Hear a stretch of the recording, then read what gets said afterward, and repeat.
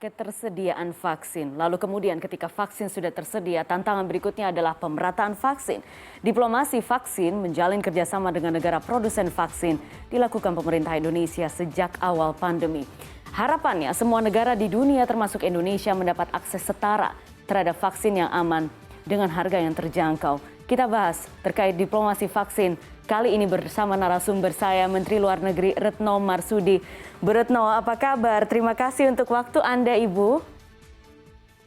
Baik, selamat malam Mbak Putri. Semoga semuanya sehat selalu. Alhamdulillah, Ibu. Terima kasih sekali. Kami semua baik-baik di sini. Bu Retno, termasuk yang aktif sejak awal pandemi, bernegosiasi, berdiplomasi kepada negara-negara maju, terutama produsen vaksin. Bagaimana berjalan sejauh ini prosesnya, Ibu?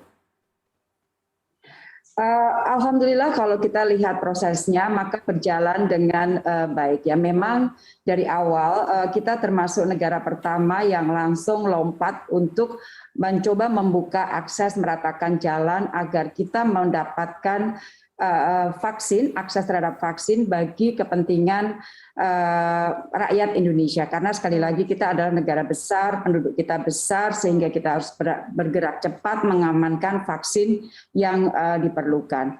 Nah, kalau dilihat pada titik ini, maka kita masih ada keprihatinan dalam konteks masih terjadinya gap vaksinasi atau gap akses terhadap vaksin bagi negara-negara di dunia.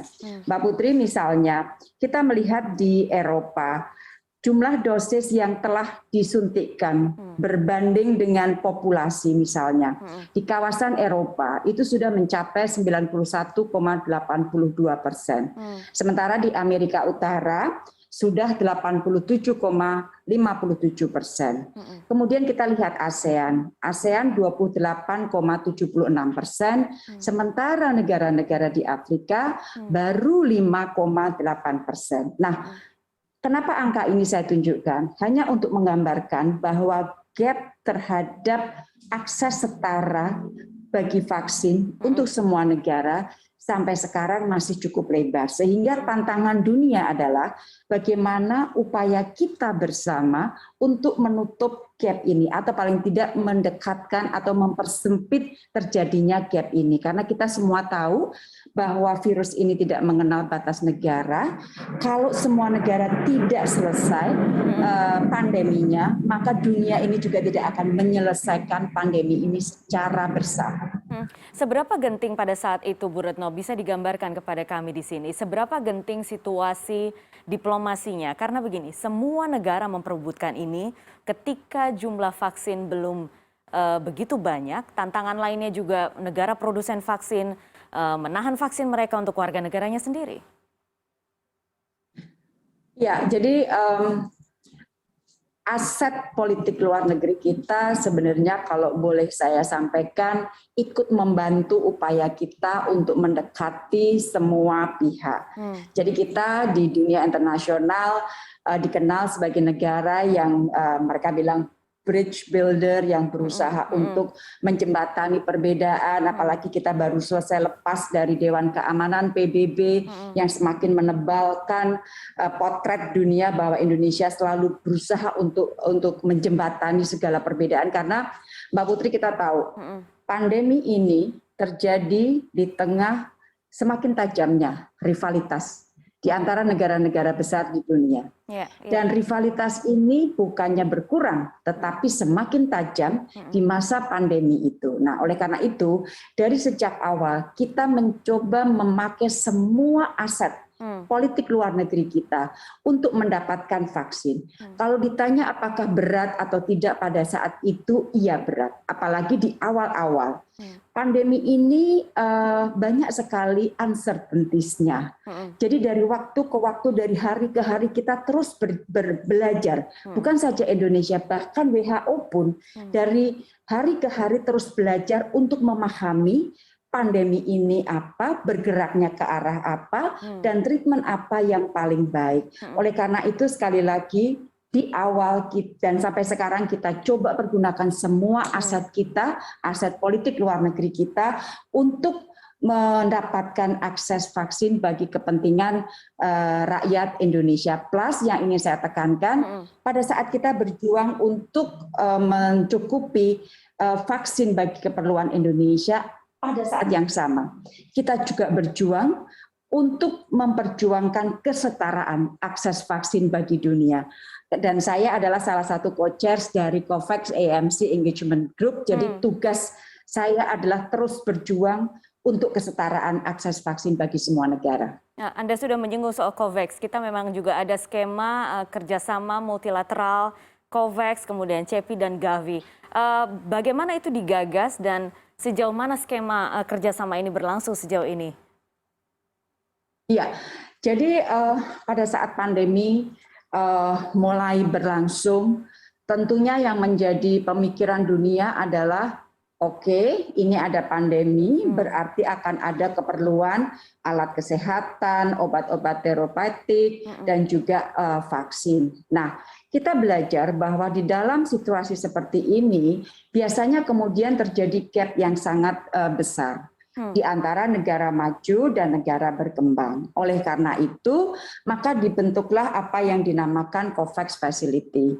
Tujuannya adalah sekali lagi untuk memperjuangkan akses setara vaksin bagi semua negara. Sebenarnya bukan hanya vaksin ya, untuk SCDA itu termasuk juga obat-obatan terapeutik dan alat-alat kesehatan. Tapi saya ingin konsentrasi kepada urusan vaksin. Nah, atas dasar itulah maka COVAX Facility berusaha berjuang untuk mengumpulkan resources, untuk mengumpulkan vaksin yang kemudian akan dibagi kepada negara-negara, terutama dalam hal ini adalah negara-negara berpenghasilan menengah ke bawah.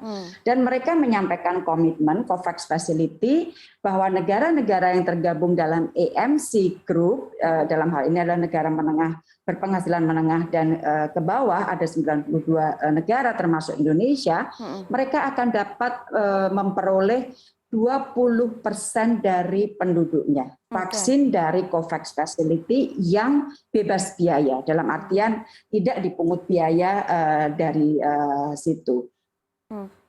Dan apakah itu sudah berjalan sejauh ini? Karena sepertinya WHO masih concern sekali dengan pemerataan vaksin di negara-negara miskin dan menengah itu.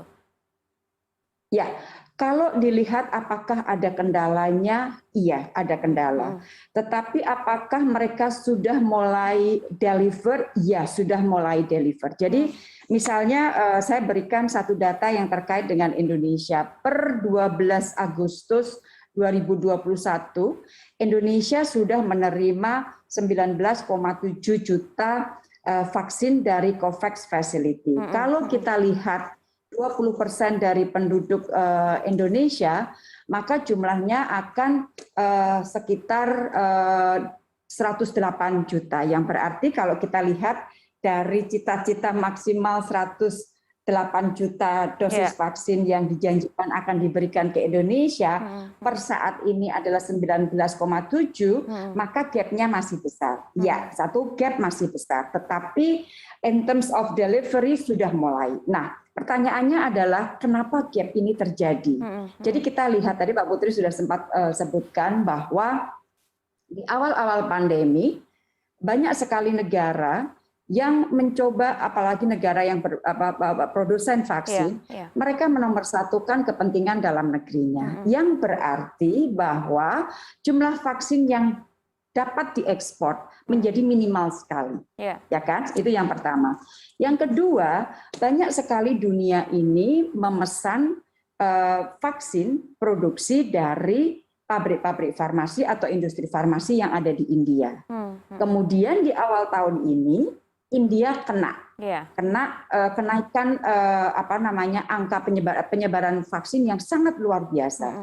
Yang kemudian ada kebijakan dari India untuk sementara tidak memperbolehkan ekspor vaksin dan obat-obatan. Nah, disitulah kemudian berarti resource-nya, vaksinnya itu menjadi berkurang pasokannya kepada COVAX Facility. Karena sekali lagi, COVAX Facility ini tidak memproduksi vaksin.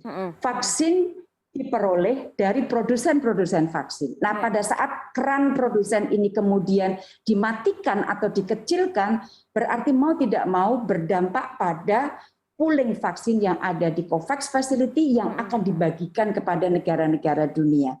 Jadi intinya masih ada gap, Mbak Putri, tetapi sudah mulai deliver. Dan ini kemudian kita kejar terus di kuartal ketiga dan keempat 2021.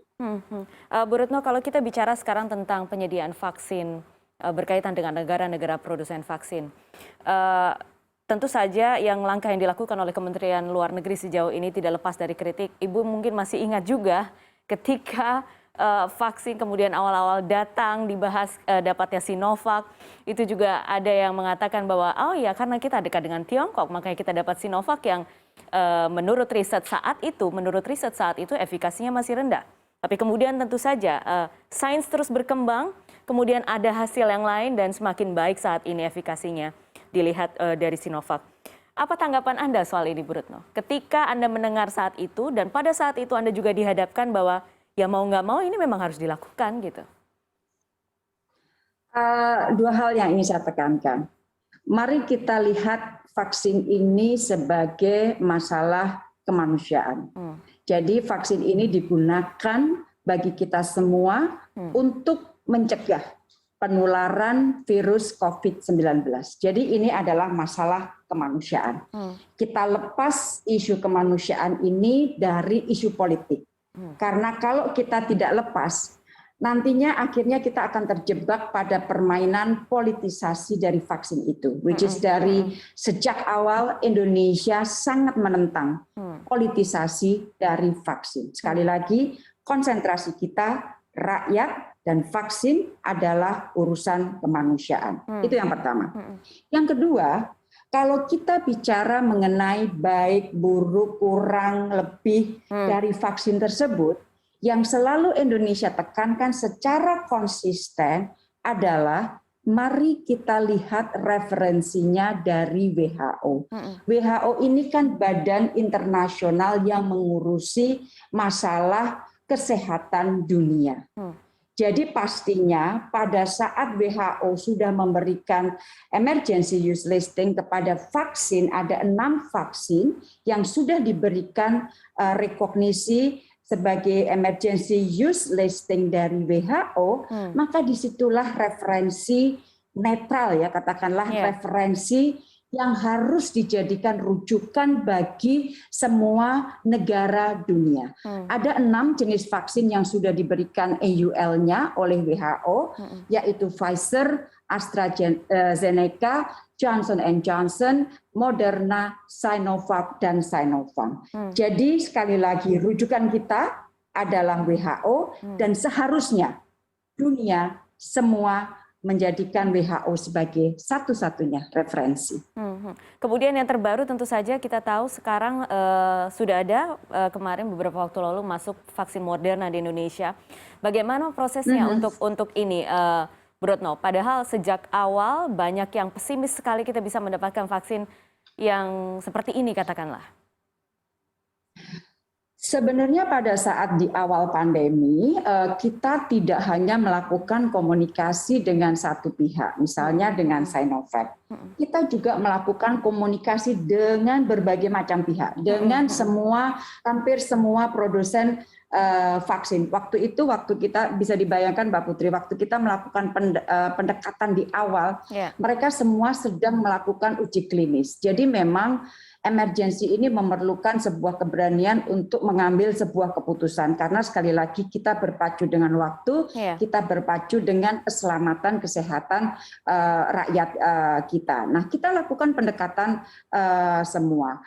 Ada yang pendekatan itu buahnya cepat kita bisa peroleh, tetapi ada pendekatan itu yang buahnya agak belakangan dapat kita peroleh. Nah, kalau kita lihat mekanisme dari datangnya vaksin-vaksin yang dari Indonesia, maka kita lihat ada yang pakai mekanisme bilateral, ada yang memakai mekanisme multilateral melalui COVAX, ada yang sifatnya komersial, ada yang sifatnya non-komersial, ada yang curah, ada yang jadi. Nah, Moderna ini diberikan oleh Amerika Serikat. Jadi saya ingat sekali komunikasi saya dengan National Security Advisor dari administrasi Biden mengenai masalah vaksin. Saya bicara dengan Secretary Blinken. Jadi akhirnya Amerika memutuskan untuk memberikan vaksin Moderna kepada Indonesia melalui mekanisme dose sharing dan dilakukan melalui COVAX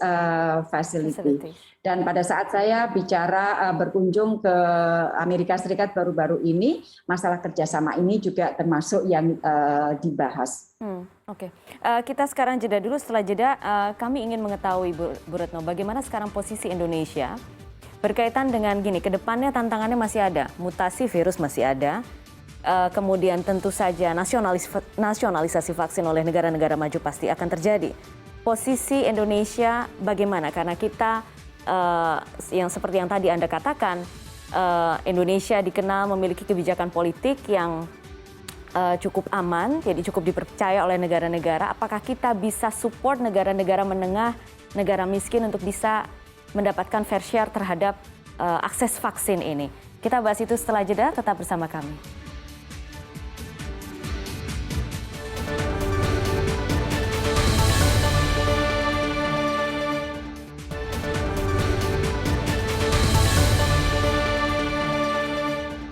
Terima kasih Anda masih bersama kami di CNN Indonesia Newscast dan saya masih bersama narasumber Menteri Luar Negeri Retno Marsudi. Kita masih membahas soal diplomasi vaksin yang sudah berjalan sejak awal pandemi. Tadi disampaikan oleh Menteri Retno mengatakan bahwa sejak awal Indonesia termasuk salah satu negara yang aktif di awal untuk melakukan diplomasi kepada negara-negara maju, negara produsen vaksin untuk bisa mendapatkan akses vaksin.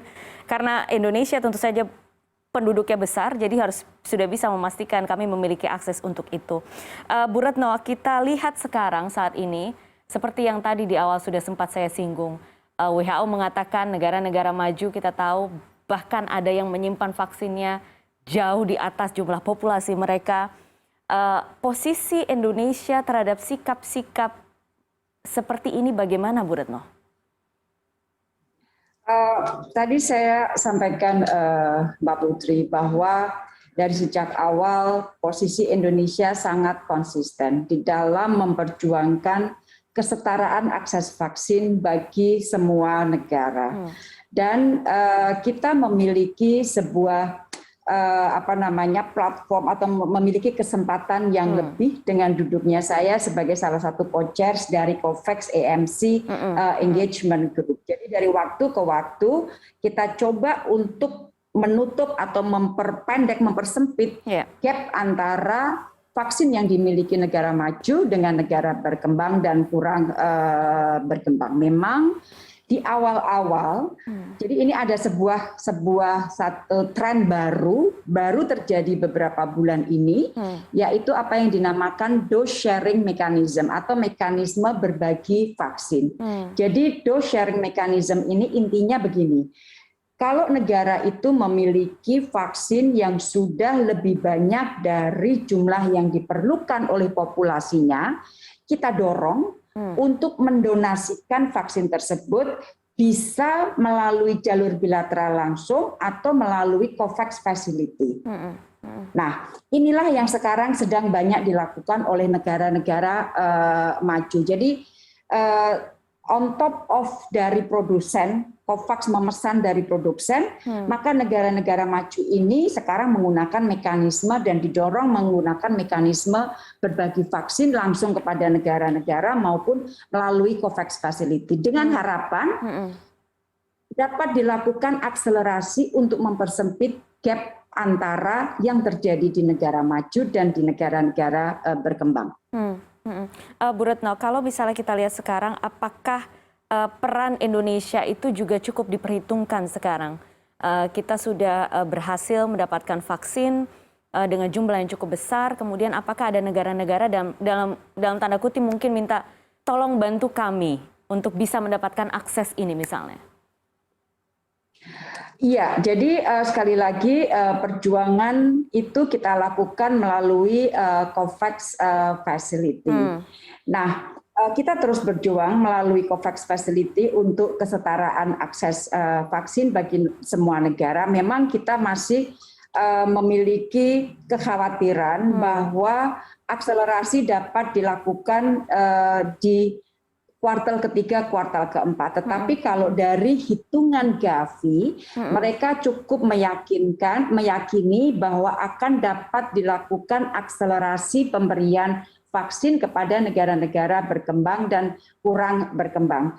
Jadi memang pandemi ini dari hari ke hari tantangannya berubah, dinamikanya berubah, sehingga di sana sini terjadi penyesuaian kebijakan, penyesuaian macam-macam. Jadi kalau ada kebijakan berubah, tidak serta-merta dapat dikatakan bahwa kebijakan itu tidak konsisten. Bukan, tetapi memang mengharuskan kita dari waktu ke waktu untuk melakukan adjustment dan adaptasi terhadap perubahan-perubahan yang terjadi. Termasuk diantaranya pada saat terjadi mutasi dari virus itu sendiri. Jadi sekali lagi yang ingin saya tekankan, Indonesia selain untuk memenuhi kebutuhan dalam negerinya, kita akan terus bersama dengan negara berkembang dan kurang berkembang untuk memperjuangkan kesetaraan vaksin untuk semua negara, dan kita diuntungkan karena Indonesia saya sendiri duduk sebagai salah satu co-chairs dari COVAX AMC Engagement Group. Bu Retno, apakah sekarang sudah menyiapkan antisipasi, misalnya Kementerian Luar Negeri menyiapkan antisipasi? Kita tahu sekarang di Tiongkok mulai berkembang varian Delta, sudah ada beberapa kasus, ada juga kota yang di lockdown lagi. Begitu juga di negara-negara maju lainnya. Amerika sekarang juga ada beberapa negara bagian kasusnya mulai tinggi. Adakah kekhawatiran, ada indikasi dari mereka untuk menahan vaksin mereka? Dan bagaimana kita sekarang bisa mengantisipasi itu? Ya, jadi pada saat saya bertemu dengan counterpart saya. Jadi kalau kita lihat core business dari politik luar negeri itu biasanya berkaitan dengan perdamaian dan lain-lain. Tapi sekarang di masa pandemi, pada saat kita bertemu dengan counterpart kita, diplomasi kesehatan, diplomasi COVID, diplomasi pandemi itu menjadi salah satu bagian yang paling utama. Nah, saya ingin contohkan kunjungan saya terakhir ke Washington DC. Selain tentunya dengan mitra-mitra kerja saya, pemerintah, saya melakukan diskusi yang cukup detail, dalam dengan universitas, dengan medical university, dengan produsen vaksin, dan dengan berbagai macam pihak untuk mencoba memahami kira-kira trennya ini akan semakin seperti apa. Plus tentunya dari waktu ke waktu saya secara terus-menerus melakukan komunikasi dengan WHO. Nah, yang menjadi isu saat ini adalah mengenai mutasi dari virus tersebut. Sekarang kita dihadapkan dengan varian Delta. Kita tidak tahu apakah akan muncul varian-varian lainnya. Nah, yang kita amati beberapa negara sedang melakukan riset dan produsen juga melakukan riset mengenai kemungkinan diberikannya booster. Berarti suntikan ketiga bagi warga negaranya. Nah, ini sedang terus kita amati karena begini, di tengah kelangkaan ketersediaan pasokan vaksin untuk dunia, jika kemudian booster ini dilakukan sekarang, berarti otomatis akan mengurangi lagi pasokan yang tersedia untuk negara-negara dunia. Oleh karena itu, Dirjen WHO beberapa waktu yang lalu mengatakan untuk menahan dulu pemberian booster sampai September. Kenapa sampai September? Karena di titik September diharapkan secara rata-rata semua negara dunia ini sudah dapat melakukan vaksinasi 10% dari warga penduduknya. Jadi WHO sendiri meminta agar booster ini ditunda sementara agar terjadi pemerataan 10% ini bagi seluruh penduduk dunia. Jadi sekali lagi kita dari waktu ke waktu dihadapkan pada sebuah tantangan baru, dan ini semua sudah dibahas dalam rapat kabinet. Jadi Presiden mengadakan rapat kabinet khusus untuk merancang apa yang akan kita lakukan di tahun 2022, tentunya dengan menghitung tren-tren terbaru, dan saya sudah melaporkan semuanya kepada Bapak Presiden. Bu Retno, kita tahu kalau misalnya itu tantangan dari luar ya, itu tantangan berkaitan dengan mutasi virus dan kebutuhan vaksinasi lainnya. Tapi saya masih penasaran Bu Retno, sesulit apa sebenarnya diplomasi ini dilakukan? Oke lah ini kemanusiaan seperti yang Anda tadi katakan, tapi bagaimanapun pasti ada negara ketika offer sesuatu, kita tahu mungkin ada agenda lain, menemukan titik tengahnya yang sama-sama menguntungkan, itu bagaimana Ibu? Jadi sekali lagi kan kalau dalam kita bicara mengenai politik luar negeri, ada yang dinamakan investasi atau aset dan sebagainya. Jadi saya berikan contoh. Pada saat saya menghadiri pertemuan para menteri luar negeri G20 di Italia, kita memang sudah janjian ketemu dengan banyak sekali menteri luar negeri di sana. Tujuan kita adalah selain membahas masalah atau isu lainnya yang terkait dengan core business kita mengenai masalah perdamaian dan sebagainya, maka kita bahas mengenai masalah isu vaksin dan kebutuhan-kebutuhan lain dalam konteks pandemi.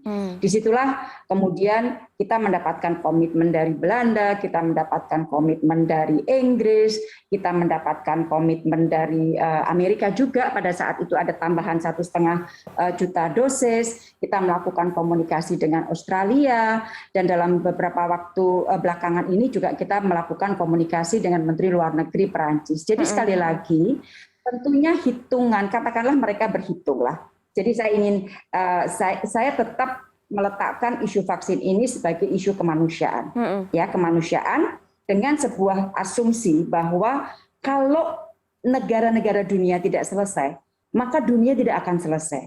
Maka ada kebutuhan negara-negara yang memiliki vaksin berlebih untuk memberikan kontribusinya sebenarnya dalam konteks agar mereka juga dapat lepas dari pandemi ini. Bisa dibayangkan kalau mereka lepas, tapi negara sekitarnya tidak lepas, pertanyaan saya adalah apakah mereka akan lepas? Tidak. Jadi sebenarnya dalam mereka membantu, katakanlah membantu negara dunia dengan vaksin mereka adalah dalam konteks mereka membantu diri mereka sendiri untuk bersama-sama lepas dari pandemi ini. Dan jadi sekali lagi investasi kita cukup banyak dengan banyak negara, aset kita cukup banyak, tetapi kerjasama yang dilakukan negara-negara dunia dalam memberikan kontribusi vaksin adalah tidak lepas dari konteks bahwa no one is safe until everyone is. Oke, no one is safe until everyone is. Bu Retno, di Hari Kemerdekaan ini kami mengambil tema Heroes Among Us. Jadi mereka yang berkontribusi selama pandemi, termasuk juga teman-teman dari Kementerian Luar Negeri dengan diplomasi vaksin dan lain sebagainya. Adakah pesan yang ingin Ibu sampaikan sekarang? Jadi kita semua memiliki peran masing-masing. Kalau diplomat ya berdiplomasi, kita semuanya memiliki peran masing-masing. Tetapi yang saya harapkan bahwa di tengah pandemi ini tidak ada opsi bagi kita sebagai satu bangsa untuk bersatu melawan COVID ini. Dan masing-masing dari kita, saya yakin kita bisa menjadi bagian dari solusi agar kita dapat selesai mengatasi pandemi ini secara lebih cepat, baik dari sisi kesehatannya, prioritas tentunya, maupun dari aspek pemulihan ekonominya. Jadi mari kita terus perkuat kesatuan di antara kita, dan saya ingin mengajak kita semua, yuk kita berikan energi positif kita untuk Indonesia kita. Oke, Bu Retno, ini ada satu pertanyaan terakhir, Bu. Ini sebenarnya pertanyaan netizen ya, netizen kita yang sangat kritis. Jadi penasaran, gimana rasanya Bu Retno ya, sudah susah-susah diplomasi ke sana ke sini, tapi masih banyak yang bandel dan nggak mau divaksin. Ini sebenarnya masalah ini tidak dihadapi hanya oleh Indonesia. Jadi di salah satu titik terakhir pertemuan saya dalam konteks COVAX Facility dengan Gavi dengan WHO, ini menjadi concern dunia. Jadi memang banyak sekali negara-negara dunia yang menghadapi anti vaksinasi dari masyarakatnya. Nah, yang diperlukan adalah kampanye nasional, kampanye dunia mengenai manfaat yang dapat diperoleh dari vaksin. Jadi sekali lagi di dalam menimbang semuanya lah dalam kehidupan kita kan tentunya yang kita hitung adalah manfaat dan mudaratnya. Pada saat manfaatnya lebih besar, kenapa kita tidak memilih hal tersebut karena mendatangkan manfaat yang lebih besar. Jadi sekali lagi ini adalah masalah dunia. Kita terus lakukan kampanye, kita terus yakinkan bahwa vaksinasi membawa manfaat bagi kesehatan rakyat. Jadi yuk kita bersedia untuk divaksin. Baik, Bu Retno Marsudi, Menteri Luar Negeri Republik Indonesia. Ibu terima kasih banyak untuk waktunya. Terima kasih banyak. Semangat terus Ibu, salam untuk semua teman-teman. Semangat dan selamat ulang tahun ke-76 Indonesia kita. Terima kasih Ibu, terima kasih. Selamat malam. Dan jangan kemana-mana, kami akan kembali dengan informasi lain tetap di Newscast Spesial Kemerdekaan.